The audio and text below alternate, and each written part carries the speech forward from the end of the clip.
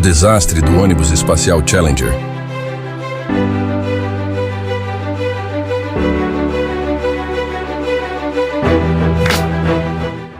No dia 28 de janeiro de 1986, no início do dia ocorreu um acidente com um Boeing 737-200 da VASP, cujo prefixo era Papa Papa Sierra Mike Echo, colidiu com um barranco.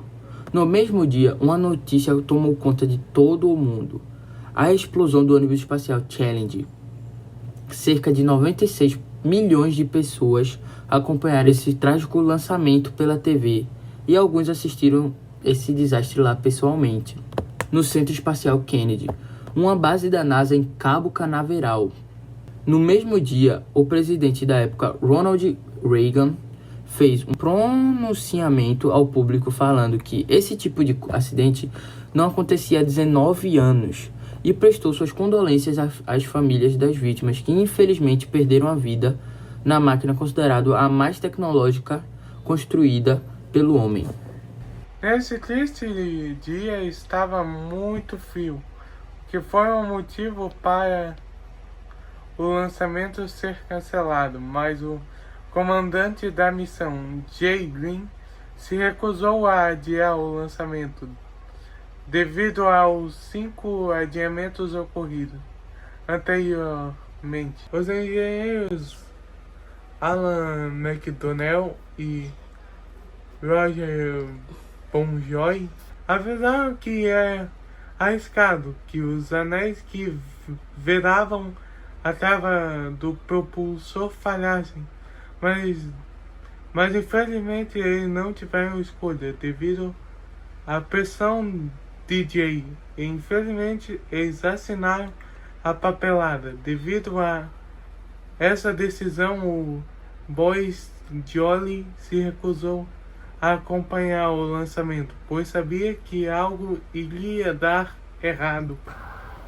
Para começar, que foi extremamente trágico, poderia ter sido evitado facilmente e carregava pessoas geniais, pessoas interessantes, seja pilotos de caças, astronautas experientes,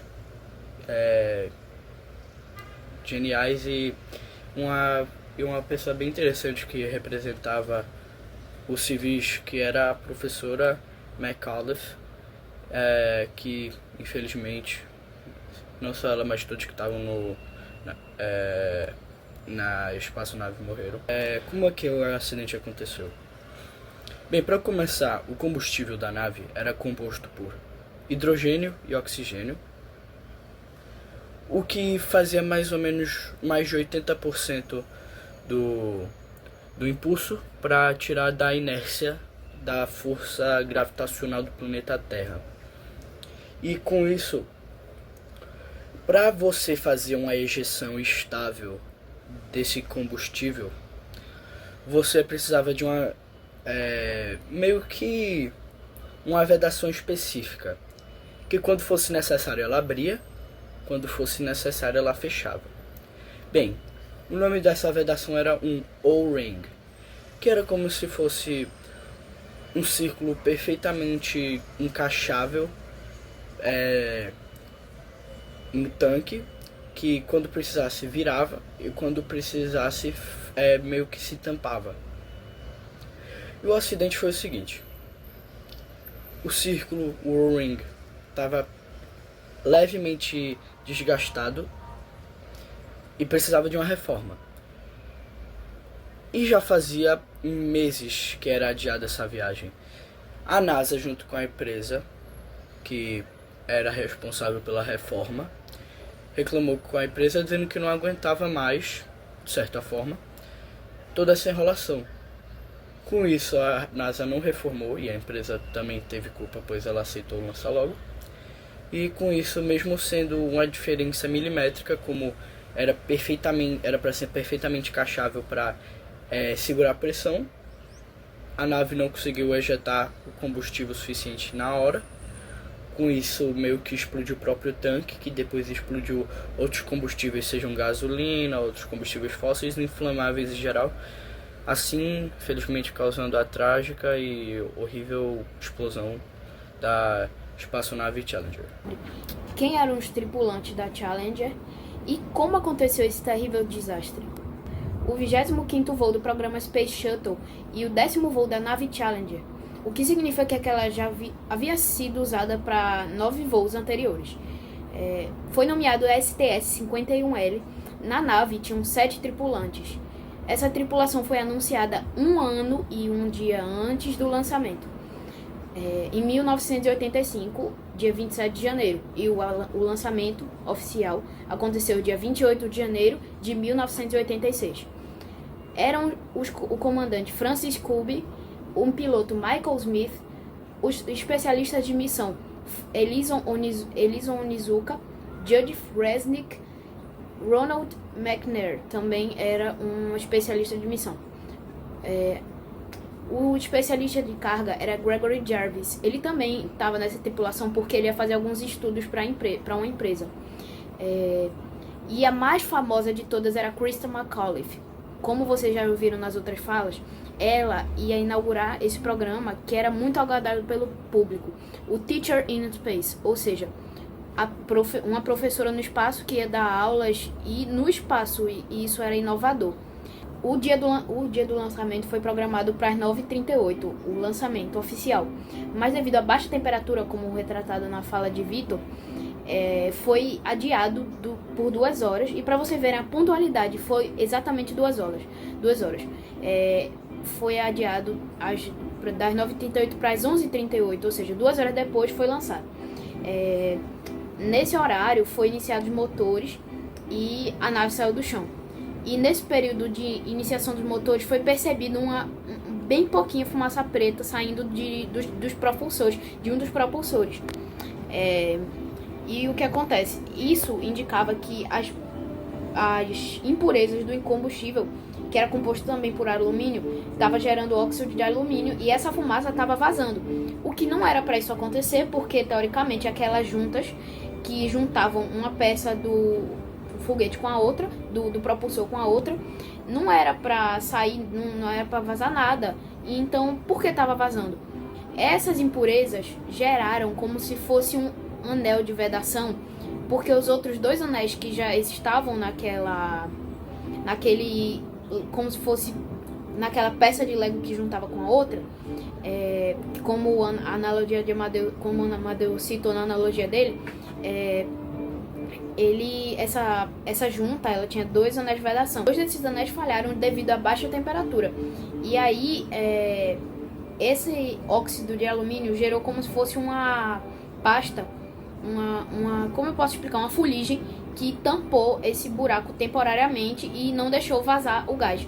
Mas era temporário, ou seja, qualquer coisa poderia remover aquela pequena vedação e frágil também daquela junta que suportava um peso imenso. Basicamente, aos 37 segundos de voo, a aeronave foi atingida por um wind shear, que acontece muito também com os aviões, que é basicamente um vento que ele é empurrado para baixo. Ele começa é um vento basicamente que ele endoida, como posso explicar. Ele começa a girar e começa a empurrar a aeronave para baixo, diminuindo a velocidade. E isso chacoalhou um pouco, mas não aconteceu nada, assim, a aeronave continuou normalmente. E aí, as forças aerodinâmicas eram tão fortes, porque ele estava tão rápido, que aos 38 segundos essa barreira temporária foi rompida, devido a esse chacoalhamento da aeronave. E aos 64 segundos, um dos propulsores tiveram que mudar sua direção, justamente porque um propulsor estava vazando muito combustível e eles tiveram que compensar para a nave não se mexer. E aí, justamente para compensar a queima do outro tanque, do outro propulsor, e conseguir fazer uma trajetória correta. E ainda aos 64 segundos de voo, o combustível a pressão, na verdade, do tanque central, que é aquele tanque laranja que fica na parte da frente da aeronave, que fica preso à aeronave, ele começou a baixar a pressão, indicando que tinha algum vazamento isso estava muito esquisito. E essa pressão foi baixando, até que chegou o momento que esse tanque se rompeu. Nesse momento, já havia, naquele vazamento daquela junta, já estava saindo uma leve chama, o que foi capaz de causar uma grande explosão, liberando vapor de água, que é um dos resultados da explosão de hidrogênio, e isso basicamente a nave se vaporizou de tão forte que foi aquela explosão. E assim, segundo os estudos dos vestígios da nave encontradas no Oceano Pacífico, eles conseguiram observar que as reservas os tanques de oxigênio dos passageiros, dos tripulantes da nave, eles foram ativados, ou seja, provavelmente os tripulantes conseguiram ver a queda da cabine no mar. Ou seja, deve ter sido uma coisa bem traumática e logo depois eles infelizmente morreram. Todos os 7 tripulantes morreram nesse triste acidente.